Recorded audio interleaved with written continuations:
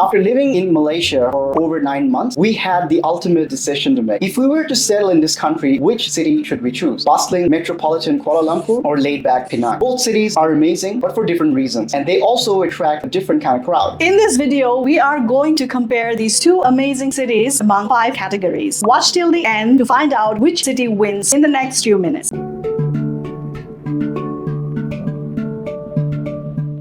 Kuala Lumpur, the dynamic capital. Kuala Lumpur is Malaysia's beating heart, a skyline of futuristic towers, mega malls, and a melting pot of Malay, Chinese, and Indian cultures. It's a fast-paced, business-friendly, and packed with expat conveniences. Think New York meets Singapore, but with 10 Malaysian ringgit street food. Now, if you look at Penang, it's the charming island. Penang is Malaysia's cultural gem, a UNESCO-listed island where colonial shophouses, street art, and some of the Asia's best food collide. Life here moves slower, with beach sunsets and a tight-knit expat community. Imagine Bali's vibe with better infrastructure. Let's start with cost of living and compare between Penang and Kuala Lumpur. Kuala Lumpur feels like a global city with mid-range prices where you can live well without New York or London costs. Penang, on the other hand, takes affordability further, especially if beach views and street food are priorities. In Kuala Lumpur, rent is anywhere between $650 to $1,100 USD for luxury condos near KLCC. Eating out, you're looking at around $3 to $7 for restaurant meals, and with transport for grab rides, it's usually $1 to $3 per trip, depending on how far you go. In Penang, rent is anywhere between $450 to $900 US for sea view condos. Eating out, anywhere between 1 to 3 for legendary street food. And with transport, with motorbike rentals, is anywhere between $65 US a month, and Grab is actually even cheaper than Kuala Lumpur. So who's the winner? If you're someone who's on a budget and you want to have great sea views and great street food on a budget, Penang is the place for you. But if you're someone who wants the bustling metropolitan, want the options, KL is the place for you. We wanted to thank all of you for continuing to watch our videos, but we have noticed that a lot of you who do watch our videos have not subscribed to our channel yet. We make content about career break and slow travel the world to build a life of freedom that you desire to live. If you like that kind of content, do not forget to subscribe, so hit the button below. Now let's look at lifestyle and community. Your daily vibe heavily depends on the location you choose. Kuala Lumpur pulses with energy. Think business meetings in skyscrapers and late night mamak runs. And for Penang, it's all about creative cafes, art walks, and sunset beach hangs with tight-knit expat circles. KL is the fast-paced global hub. Some of the pros for Kuala Lumpur is that it has world-class healthcare, it has amazing international schools, and there are a lot of networking events happening there. But some of the negatives for KL that we have noticed is that the traffic. There's a lot of traffic, and there is less island time relaxation in KL. Everyone seems to be in a rush. Now for Penang, it's an island for slow living and creativity. Some of the positives that we've noticed that it has amazing artsy cafes, beach weekends, and really strong expat communities. However, some of the negatives that we have found is that there are fewer career opportunities if you're someone who is looking for a job in Malaysia, and obviously because it's a small place, the social scene over there is small too. So who is the winner? KL is for those who are career oriented, and Penang is for those who love work-life balance. So you can choose your pick. Next, let's talk about food. We love the food here in Malaysia, and KL and Penang both offers that in plenty of variety. In KL, you have endless variety from fine dining to 24-hour roti spots, and in KL, the options of different cuisines are going to be a lot more, as you would expect in any capital city. Penang, though, on the other hand, is a foodie's pilgrimage. It's called the food capital of Malaysia, and its hawker stalls are institutions, not just meals. In KL, you definitely must try Jalan Alor's grilled seafood and Bangsar's brunch cafes. In Penang, you should definitely try their char kway teow, asam laksa, as well as their nasi kandars. So in Penang, if you want authentic Malaysian food and Malaysian fusion, Penang is the place for you. If you like, a lot more variety of cuisines and availability, KL is the place for you. The next category is accessibility and travel. How easy is it to explore beyond the city where you live in? If you look at Kuala Lumpur, its airport connects you to the world with direct flights to Europe and Australia. Now, if you look at Penang, it keeps its regional, perfect for quick island hops, but less ideal for transcontinental trips. Now, Kuala Lumpur is considered a regional hub. If you look at the airport, as I mentioned earlier, it has direct flights globally to London, Sydney, Dubai, and for weekend trips, you can go to places like Cameron Highland, which is 2 hours away, or Singapore, which is just a 1-hour flight away. And Penang is the island getaway. In terms of airport, it has limited international routes, but most of them are mostly in Asia. And for weekend trips, you can go to Langkawi, which is a 1-hour ferry ride, and Thailand, which is also about a 1-hour flight. So in this category, who is the winner? Kuala Lumpur is for the global travelers, and Penang is for those who want regional escape. Lastly, let's talk about family life and children's education. If if you are a family, this might be something that is very important to you. KL offers world-class international schools and endless activities, but you would be paying a bit of a premium price compared to Penang. Whereas Penang offers a quieter, more community-focused upbringing, but surprisingly, it has a really strong school options, but less than half of the cost of KL. In KL, you've got some great schools such as the Garden International, Montclair International School, and the Australian International Schools. In terms of activities, you've got a lot of water parks, and there is a lot of STEM and extracurricular activity programs for children. In Penang, you've got a lot of great schools as well, such as Uplands, Tenby, and Stonyhurst, but definitely they cost less than half of some of these other schools that you would find in Kuala Lumpur. In terms of lifestyle, you've got safe beaches, you've got a lot of parks, and even though there is traffic, sometimes the traffic is definitely less chaotic than it is in Kuala Lumpur. And in Penang, you've actually got a pretty tight-knit expat community, especially near the Batu Ferringhi area, where they are quite well organized and have a lot of play dates. So who's the winner? If you want a lot of elite school options, KL is the place for you. But if you want a little bit more balanced lifestyle without compromising on education, Penang is the place for you. Obviously, the budget also matters.